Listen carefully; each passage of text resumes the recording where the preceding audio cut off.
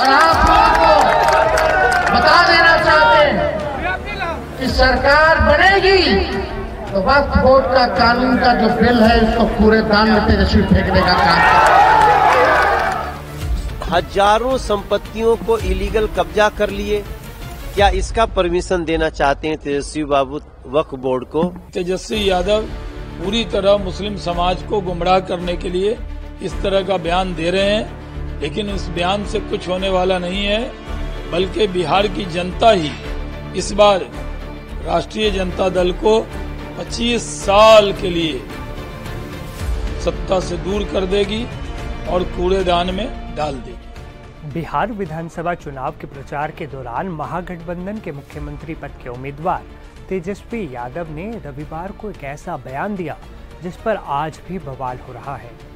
दरअसल तेजस्वी यादव ने कहा था कि बिहार में उनकी सरकार सत्ता में आती है तो वो वक्फ कानून को कूड़ेदान में फेंक देंगे। और आप लोगों को बता देना चाहते हैं कि सरकार बनेगी तो वक्फ बोर्ड का कानून का जो बिल है उसको पूरे दान में तेजस्वी फेंकने का काम।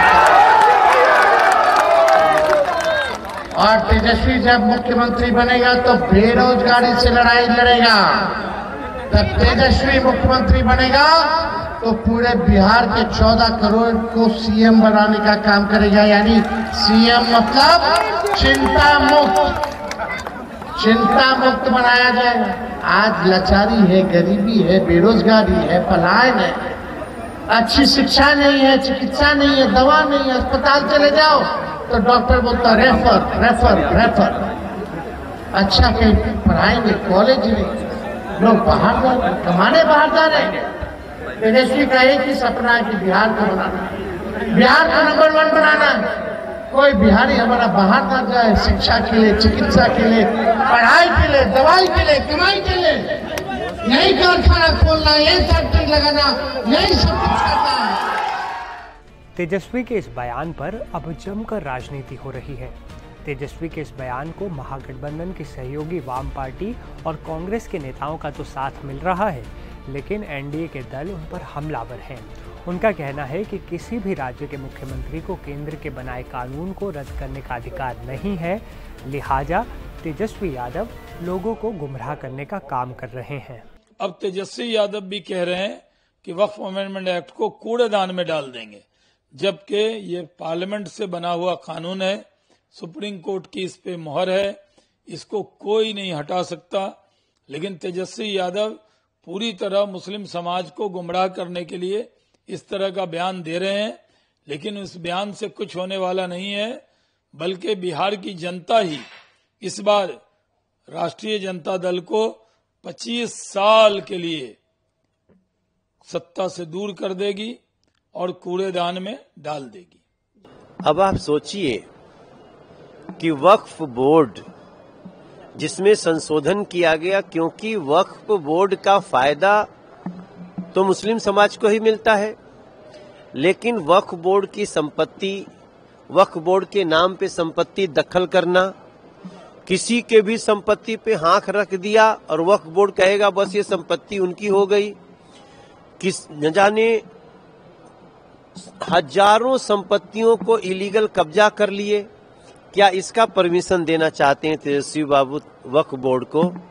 वक्फ बोर्ड बड़े ही सुंदर एक संशोधन के साथ अब मजबूत हुआ है और वक्फ बोर्ड से कोई बिला वजह किसी की जमीन कब्जा नहीं कर सकता। वक्फ बोर्ड के जो अधिकारी हैं वो हमेशा मुस्लिम समाज को जो न्याय देना है वो देना ही पड़ेगा। कोई 4 लोग मिलकर के सारे वक्फ बोर्ड का पैसा नहीं खा सकते।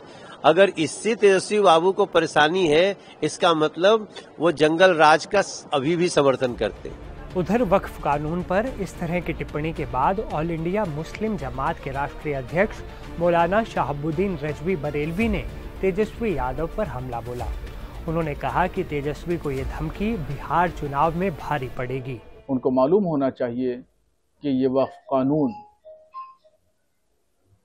कोई एक व्यक्ति नहीं लेके आया, बल्कि सबसे पहले लोकसभा में पास हुआ, फिर राज्यसभा में पास हुआ और फिर उसके बाद में सुप्रीम कोर्ट पहुंचा और सुप्रीम कोर्ट ने 2-3 तरमीम के बाद अपनी मोहर लगा दी।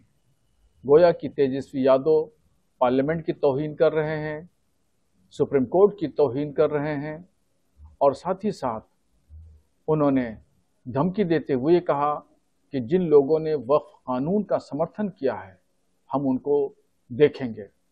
ये धमकी उनके ऊपर भारी पड़ेगी। बिहार के चुनाव चल रहे हैं, बिहार के चुनाव में इस तरीके से धमकी देना, उसका खमियाजा उनको चुनाव में भुगतना पड़ेगा। बिहार का मुसलमान सख्त नाराज है। अब आप हमें बताइए कि आपकी वक्फ कानून पर क्या राय है और आप वक्फ पर तेजस्वी यादव के बयान को कैसे देखते हैं। अपनी राय आप हमें कमेंट कर बता सकते हैं और बिहार चुनाव से जुड़ी हर बड़ी खबर सबसे पहले जानने के लिए एनडीटीवी इंडिया के चैनल को सब्सक्राइब कर लीजिए।